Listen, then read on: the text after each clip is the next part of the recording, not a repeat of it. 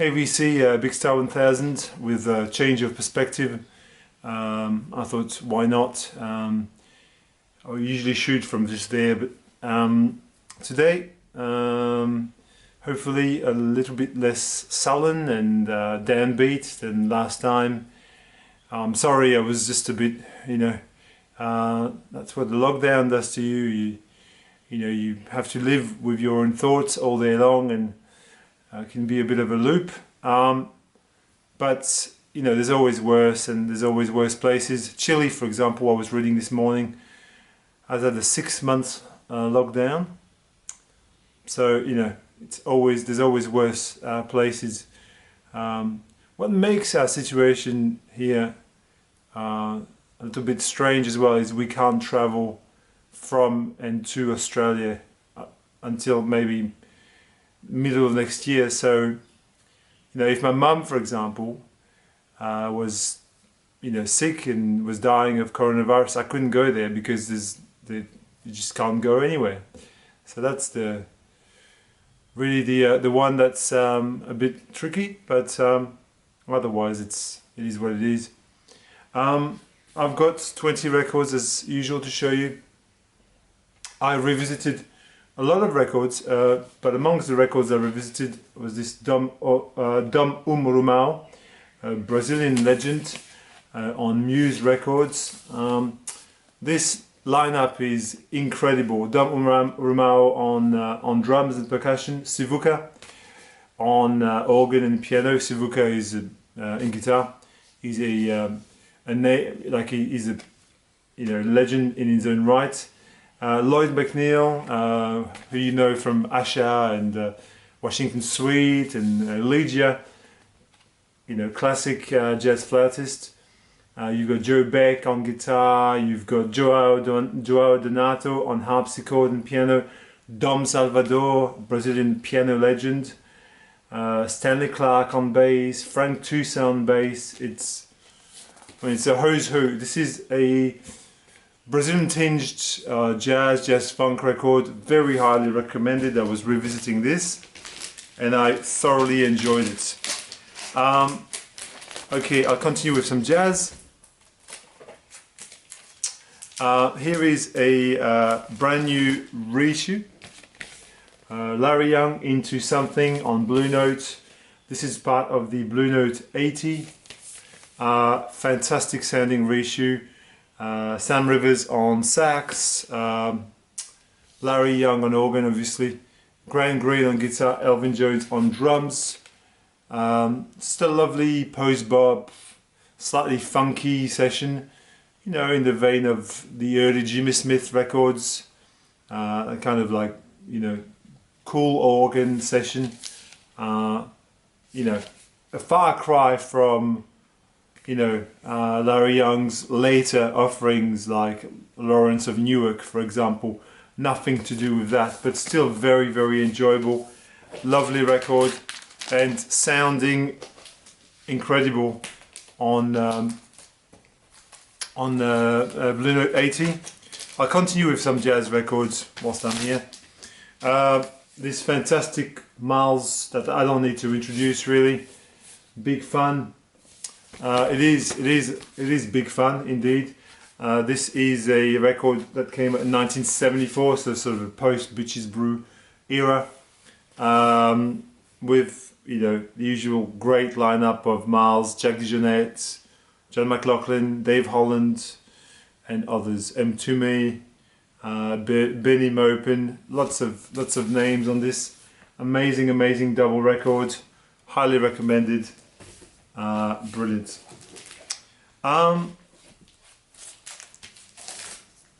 This one here, which I don't play very often, but it's a great record, Eastern Rebellion.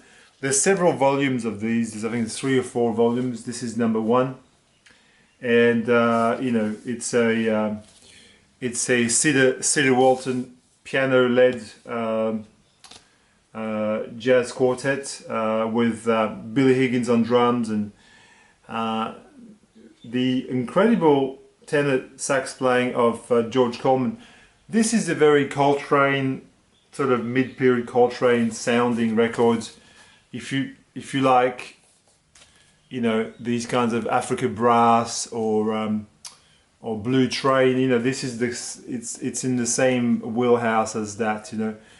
If you like Naima, for example, the classic Coltrane track, you get a version of it here, and you know, rightfully so, it does sound like the whole record sound very Train-esque, so can only be highly recommended. Here's a sort of boogie funk disco record from the 70s, 1977, James Mason. Unfortunately, this is a pretty crappy reissue of it, and I don't know what the more recent reissue of this sounds like. If you have it, please comment. I think this is just the worst sounding reissue of the lot, but I'm not prepared to pay like $200 to get an original of it, because I don't love it enough for that. So it's kind of, you know, it's kind of stupid. When people reissue things like this, they should do a good job, but this is not really great. But 1977 on chiaroscuro, sorry, which has the great funky Funny Girl. If you want to sample a good track from this, Funny Girl is the track to sample. It's superb. James Mason. Okay, and I'll keep on with this one as well whilst I'm here. I've revisited this Pharaoh Sanders super spiritual session live at the East. Amazing lineup as well. Stanley Clarke, Cecil McBee, Joe Bonner, Norman Connors, Harold Vick, Billy Hart, Marvin Peterson, Carlos Garnett. Whew, what a lineup. So this is a really deep session. Memories of J.W. Coltrane, you know. I mean, this guy is the granddaddy of spiritual jazz, I reckon. I mean, him or Coltrane, but I'd say, you know, I think Pharaoh Sanders, I mean, his name is, you know, is synonymous with spiritual jazz. The weather is getting a bit better here. I mean, we're getting into spring. It's beautiful, lovely. Makes you want to play some, you know, sunny music. Here's the Free Design, one of my favorite sort of 60s bubblegum pop bands.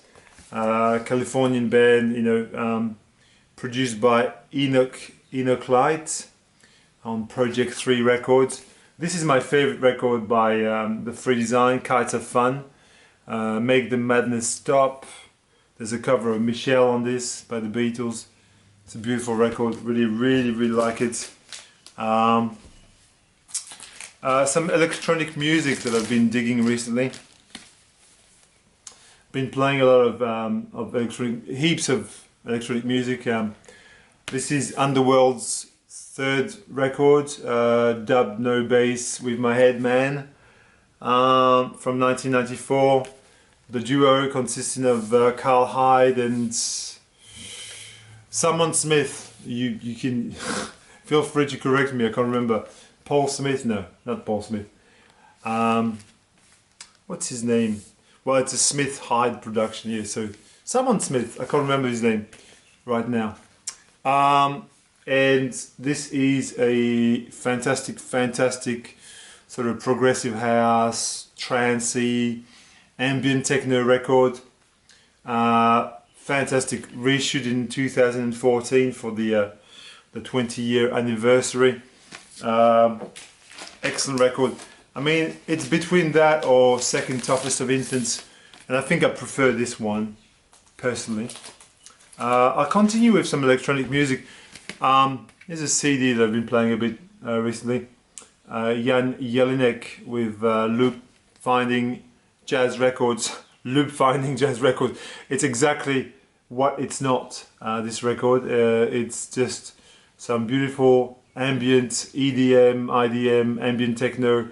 FX Twin comes to mind. Boards of Canada, 2001. Classic of the genre. Classic. Beautiful record. Really highly recommended. And another electronic record that I've been playing to death recently is the Against All Logic first record, which is simply named 2012-2017. If you see a rainbow there, it's the there's a kind of a prism there that sits on the window there, and it's that time of the afternoon, so you'll get a bit of a interesting rainbow on the record. Against All Logic is Nicholas Jar, who's I think Chilean, New York-based electronic producer. He's made record under the name Dark Side. Their first record is amazing. What is it called? I can't remember. But look up Dark Side, and he's also making records under the alias Against All Logic, and this is his first collection of songs, which were made between 2012 and 2017. This is great sort of dancey house music, lots of really cool old school soul sample, funk soul samples in there. Just a really dynamite record. I can't recommend anything any higher than this. This is, if you don't know Jack about house, then you love this. Yeah. Well, I don't know Jack about house. Well, not very much really. It's obviously a play on word too, if you don't know Jack about house. A classic record from the 90s, Moon Safari by Air, the French duo. Is there a more classic 90s album? Well, there is. OK Computer, maybe. I love the opener on this, La Femme d'Argent. It's just one of my favorite songs of all time. Every time I have done a DJ set, I always open with that song because it's such a mood starter. It's very good.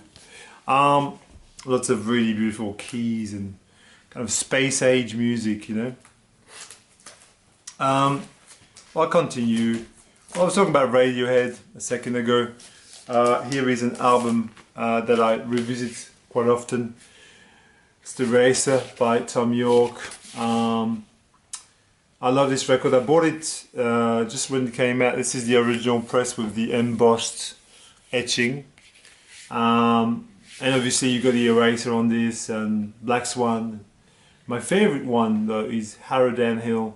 I think it's such a wonderful, well constructed song. It's, you know, something that he did on his laptop. Like, just to think that he did this on his laptop is amazing. It's just as good as a lot of Radiohead, really. Came out, I don't know, probably around 2006 or something, thereabouts. I think it was between somewhere between Hail to the Thief and In Rainbows, somewhere around that time. I'm going to continue with a French record, a great one at that. This is a side project from Cyril Verdot, who is well known for his involvement in Clear Light Symphony, which was a prog act on Virgin Records. And this is a soundtrack for a film that I've never heard or seen called Visa de Censure numéro 10, Censorship Authorization number 10 or something like that. And the band goes by the name of Delir'd, Chameleon Family. Delir'd is not an English word, so it's a very strange juxtaposition of, I think they probably meant delirious Chameleon Family. I digress. Anyway, this is Cyril Verdot with Yvan Coaquet, who was in Spacecraft, I think, and Christian Boulez, who made his classic photo music, progressive electronic record in the 70s. This is fantastic, a mixture of prog, psych, a little bit of French chanson there, you know, lovely female vocals. Reminds me a little bit of some Quebec prog, or it's very hard to put my finger on it, some jazzy orchestrations. This is a fabulous record on Wah Wah, reissued on Wah Wah. Bought it many years ago. I don't remember when or how, but fact of the matter is, it's on my shelves, and you know, I thought, oh, this is interesting.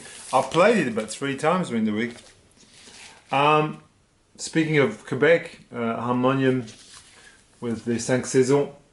Harmonium were a band from I think Montreal, and this is one of the finest examples of Quebec prog. In fact, this is progressive folk.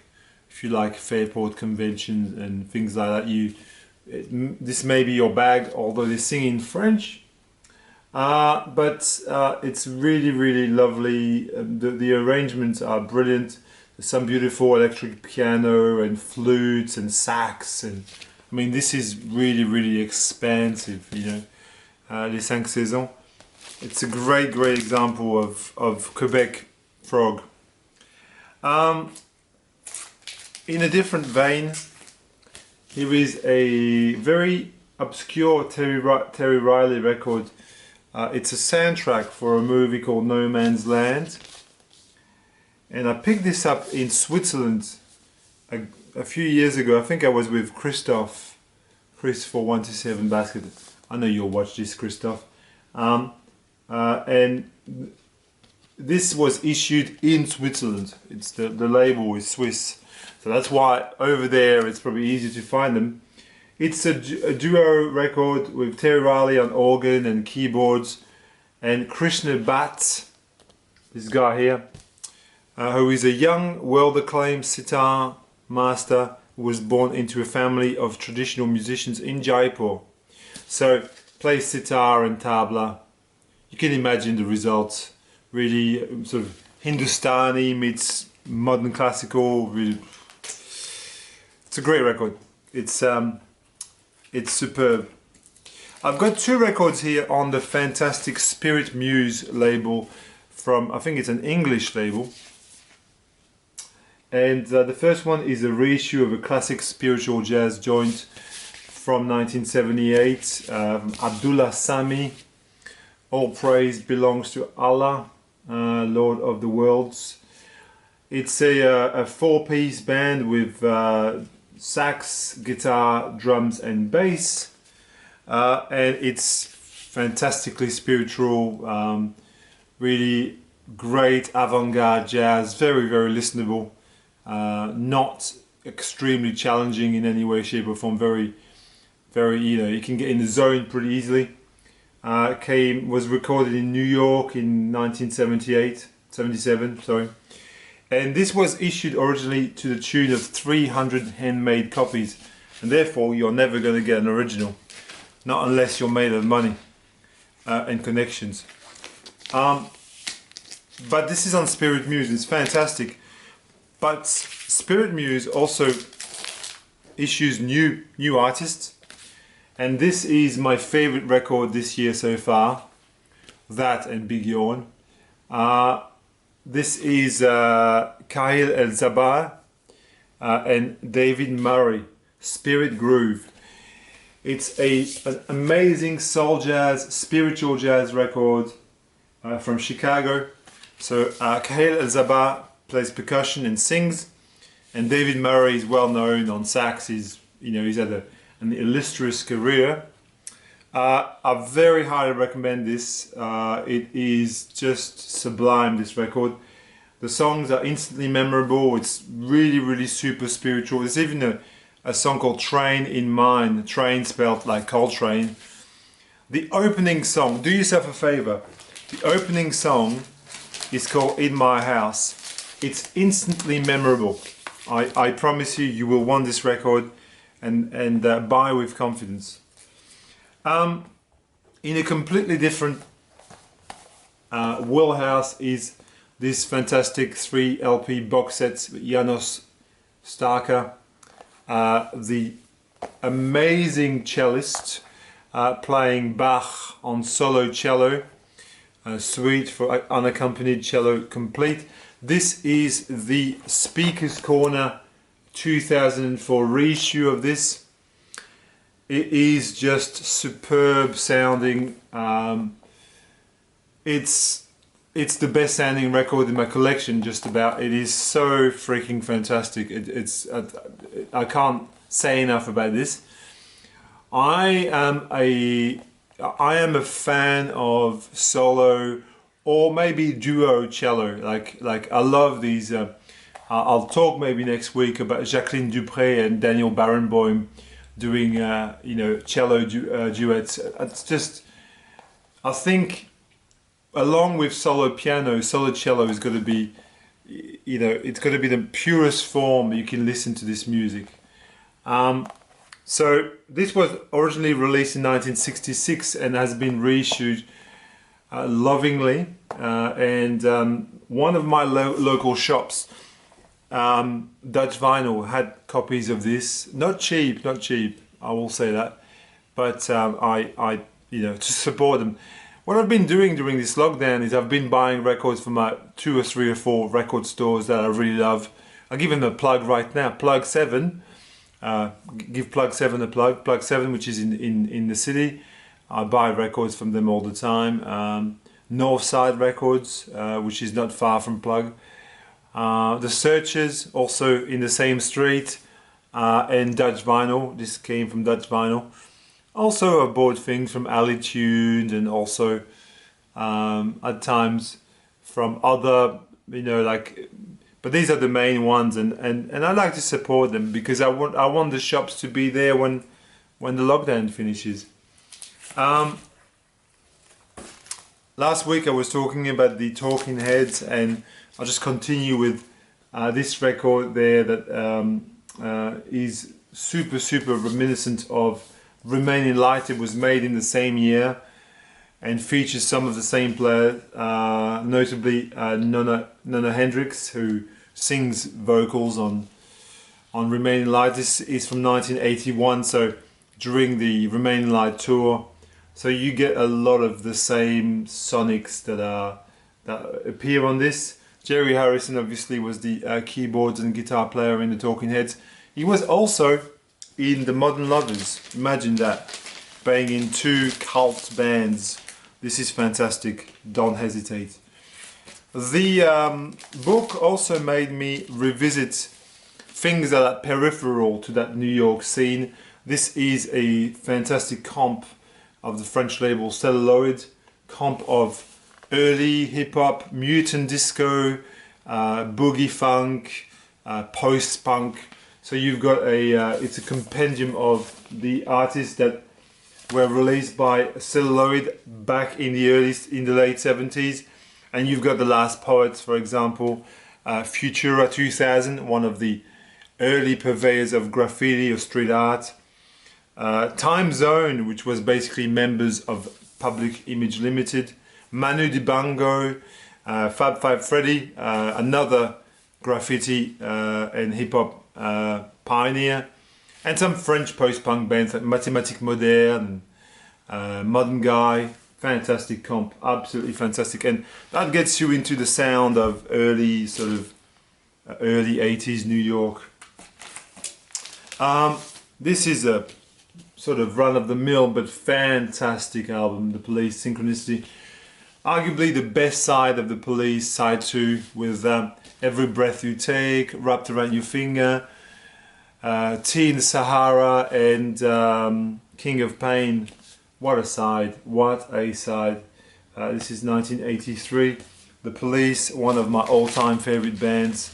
Nothing else that I can say about that. A French new wave record that I really love. Etienne Dao, La Notte. Classic French art pop, synth pop from 1984. I suggest you sample Weekend à Rome, the opening track. An understanding of French would be a bonus, but I really love Etienne Dao. He's got a, you know, he's had a very prolific career. He's a household name in France. This is fantastic if you're into you know, something like Japan. You know, this is what it's sort of the most. You know, he's kind of like a French David Sylvian of sorts, Etienne Dao, well, at the time. Here is a fantastic post-rock record that I've revisited, Gastro del Sol. with Camoufleur. Gastro is spelled G-A-S-T-R, G-A-S-T-R, Gastro, Del Sol. This is from 1998, from Chicago, fronted by Jim O'Rourke from Sonic Youth and Dave Grubbs, what's his name, what's his actual name? Grubbs, Dave Grubbs, that's right. These guys were played with Tortoise, like I think Bundy K. Brown and John McEntire used to be in the band, but then this is the last album, and it's easily one of the high watermarks of post-rock. It's an album that if you love post-rock and you don't have this, you should get into it. And I'll finish off with this one, the Sugar Cubes, which I revisited the other day. This was one of these records that my wife used to love, especially Birthday. Obviously the Sugar Cubes, fronted by Björk. This is a late 80s, 1988 classic, indie alternative rock classic. Fantastic, you know, sort of kind of a little bit abrasive at times, but you know, very arty brand of indie rock. That's all I'm going to say for now. I hope you enjoyed. You know, talk to me, take care, love you all.